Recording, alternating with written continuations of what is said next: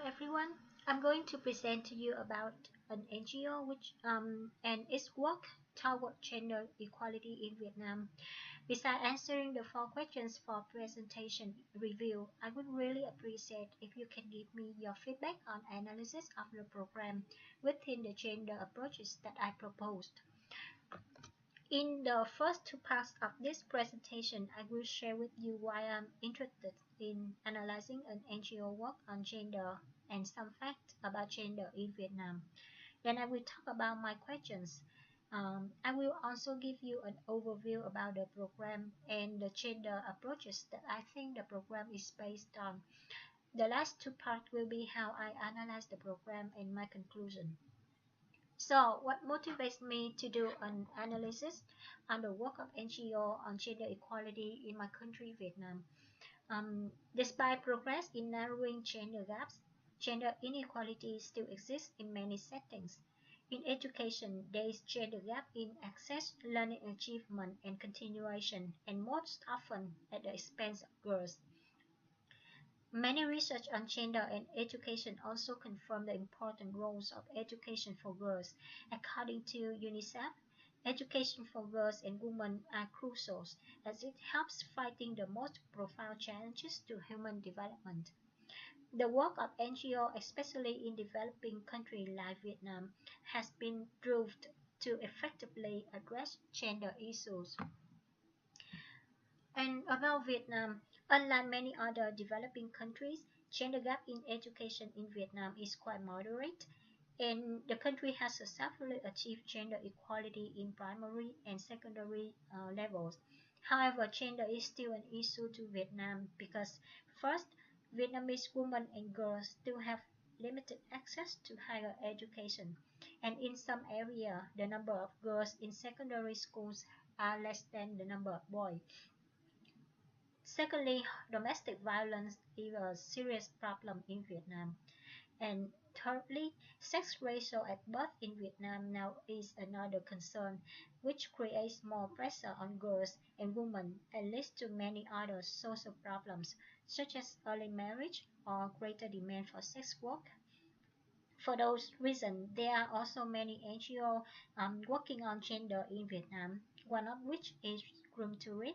To my best knowledge, this is the most transparent and successful NGO in the country.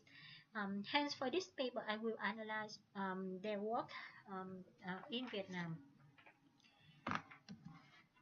So, I have 3 questions that I would like to answer from this analysis, which are what is the organization approach to gender equality, how are they impact on gender equality in Vietnam measure, and how do participants think about the effectiveness of the program. In this presentation, I only focus on the first 2 questions. Here is some overview about the organizations. Room to Read was founded in 2000 and is now giving support in 10 countries across Africa and Asia. They have 2 programs, but I will only talk about the girls' education program. The goals of this program is to support girls to complete upper secondary school and provide trainings so that they have skill to negotiate key life decisions. They believe that when girls complete secondary school with the life skills they receive from the training, they will be empowered, active, and become responsible citizens. The program's slogan is, "When girls stay in school, life improves for everyone." Room to Read in Vietnam was established in 2001. At first, they select several girls in several schools to join the program, but since 2009, they moved to school-based approach, which means they select schools and support all the girls in those schools. Some of the criteria that they consider when select school are gender disparity in enrollment, inequality in completion, or inequality in academic achievement. Besides giving academic support, Room to Read also provides life skill training for the girls in their program. The life skills comprise 3 major aspects, which are self-awareness, self-efficacy, and social awareness.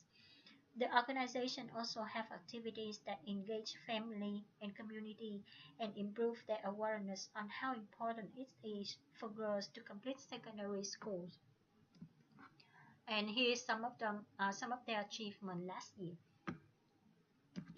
I decided to analyze room to read using WIT and GAT.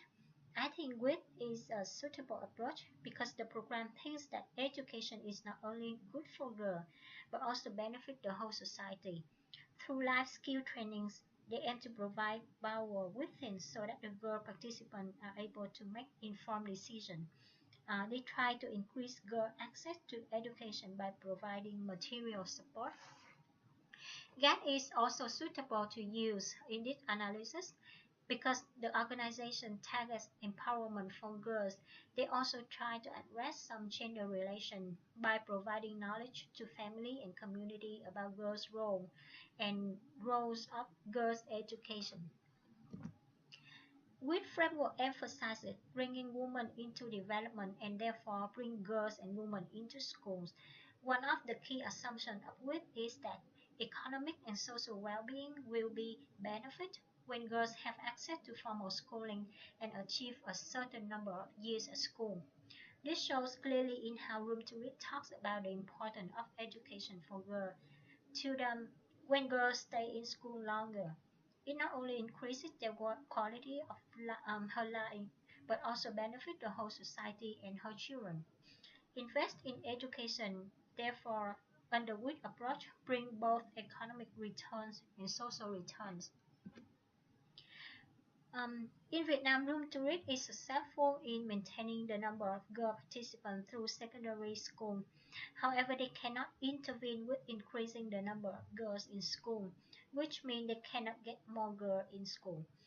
This is due to the educational system in Vietnam, which is controlled by the government and does not allow outside factors to break how the system works. The criteria that is used by Room to Read to measure their success is the number of girl participants progress through secondary and high school.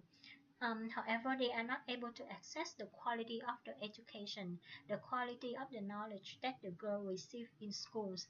This is also a criticism that we normally receive. As Ekman and Hunter discussed in their paper, with practice is not much concerned with the content of what girls learn, how they learn, or whether gender inequality face them after their years in school are over. Room to Read works relates to GAT as they want to empower girls through providing life skill training. They believe that when girls are equipped with life skills such as self-control, decision making, or problem solving, they will be able to negotiate key life decisions and handle day-to-day challenges. Like Abby discussed, the essence of empowerment is to enhance women's capacity for self-determination. The organization also want to address the gender power relation by mentioning that girls should be able to overcome gender bias, create new and different paths from the one that might be forced upon them, and the key assumption, key argument of that approach. However, one limitation of the life skill training is that Room to Read and had not had any tool to evaluate the effectiveness. Another potential issue could be that they use this set of life skills the same in all countries, which means it may not work effectively in different social and cultural contexts. In conclusion, Room to Read adopts WIT and GAT as their approaches in gender work because they appreciate the benefit of education not only for girls but also for society as a whole. Um, they aim to empower girls and try to change social norms and gender power relations. Um, Although they cannot improve the quality of education for girls, they should create tools to measure the effectiveness of their life skill training. And that's all for my presentation. Thank you for listening.